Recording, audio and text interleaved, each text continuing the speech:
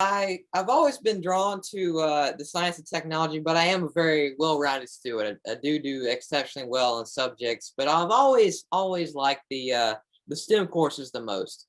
And although I am drawn to those subjects, I also think that it's important to express one's ideas, and really improving my writing was a vital step of that.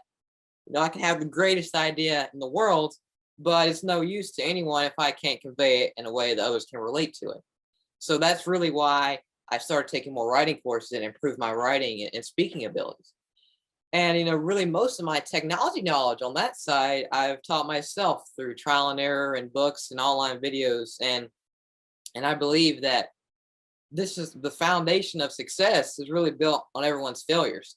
I set out each day to learn something new about technology or programming, and I know I'm not going to get it right on the first try, but I learn from each mistake and use that knowledge to ultimately find success. I think one of my most honorable and respected accomplishments is I've done tons of work for the United States Special Operations Command, and at the end of one of these events where they brought in a bunch of subject matter experts, and I was one is artificial intelligence and machine learning.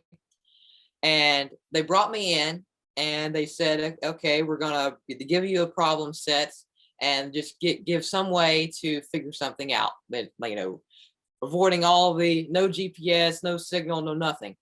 And at the end of the event, I earned a military challenge coin for outstanding ovation and contribution to the mission. So that was really one of my most humbling experiences that I've had.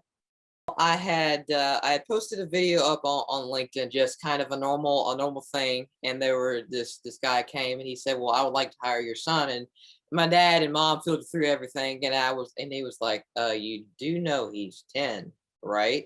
And it was because I was 10 at the time, and he said, yeah, but he has what I need, because what I had made the video on was I did object detection of my Hot Wheels cars, where if I showed up a car, it would draw a box around it and it would detect that car. And it's a very hard thing to do, considering the fact of the shape and size. And what I really did was all the cars were red, and I was also wearing a red shirt. So that way I couldn't trick the car or the model on the computer to say, oh, well, that's a red car. Well, I had to learn the shapes, and that was an extremely difficult thing to do. So they contacted me and said, and my dad really, and said, hey, we'd like to hire your son. And he was like, again, okay.